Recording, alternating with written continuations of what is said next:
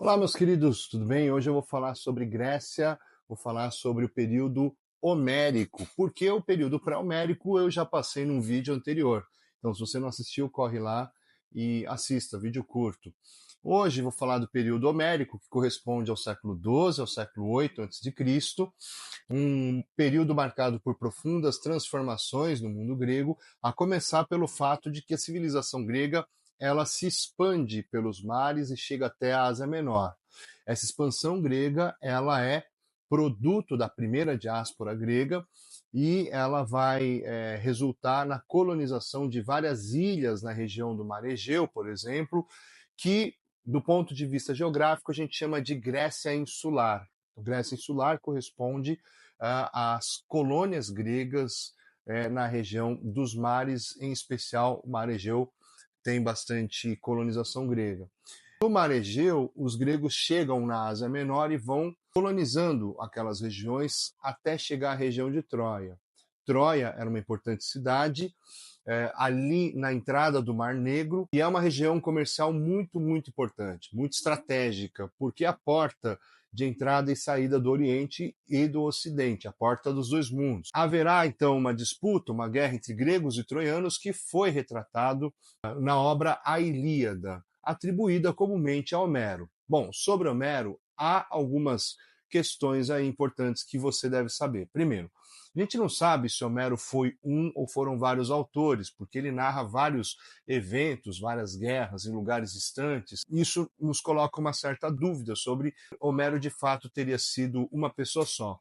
Há quem diga que Homero provavelmente foi uma pessoa que organizou todos aqueles relatos, aquelas narrativas que eram transmitidas pela tradição oral do povo grego.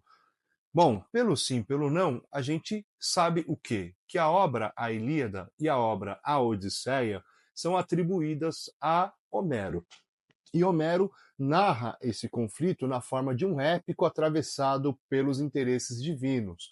Agora, de um ponto de vista mais histórico, o que é importante saber é que a guerra entre gregos e troianos foi uma guerra causada por interesses materiais, por disputas por mercados, ali na região do Mar Negro, na região do Egeu. De um ponto de vista mais mitológico, a história conta, de forma bem resumida, Paris, que era um príncipe troiano, teria sido escolhido para julgar qual das três deusas seria a mais bonita, Afrodite, Hera ou Atenas. E Paris escolhe Afrodite. Em troca, Afrodite lhe promete a mulher mais bela do mundo. E a mulher mais bela do mundo era ninguém mais, ninguém menos do que a esposa de um rei grego, o rei de Esparta, a esposa Helena, Helena de Esparta. Quando Paris vai em missão diplomática a Esparta, ele sequestra Helena, leva ela para Troia, o que daria início à Guerra de Troia numa versão mitológica. Entretanto, ressalto, reitero, na perspectiva mais materialista e factual, a Guerra de Troia foi ocasionada por interesses comerciais. Bom, um outro aspecto da cultura grega desse período é a organização do sistema gentílico. O sistema gentílico é uma organização política baseada por laços de consanguinidade. Então, as unidades políticas desse período eram chamadas de gênos.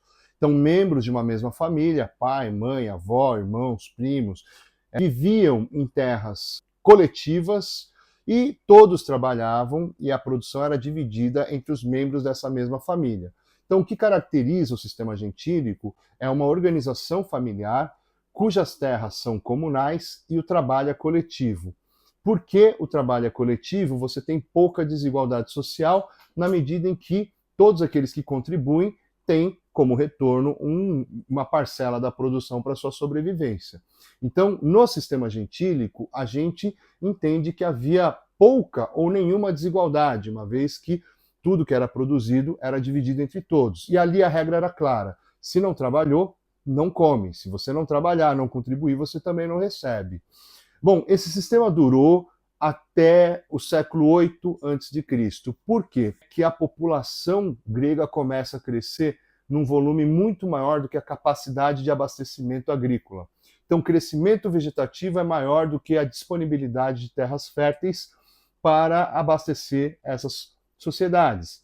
e o resultado disso foi um desequilíbrio, um descompasso entre produção e consumo, que levará o chefe político do Gênero a dividir as terras. Veja, na organização do sistema gentílico, o homem mais velho ele ocupa a posição de líder político, chefe político e religioso.